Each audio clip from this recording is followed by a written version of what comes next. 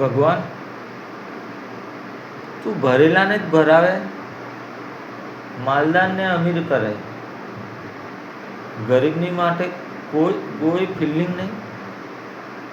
જે તારા ગુણ ગાતા હોય રાત દિવસ, માતા ભગવાન, તું હી માતા, તું હી માતા, તું હી ભગવાન, એને તું દુખી રાખે. પણ જે તારો નામ ના લેતું હોય, કોઈ કામ ના કરતું હોય, તું એના ઘેર ભંડાર ભરી દે.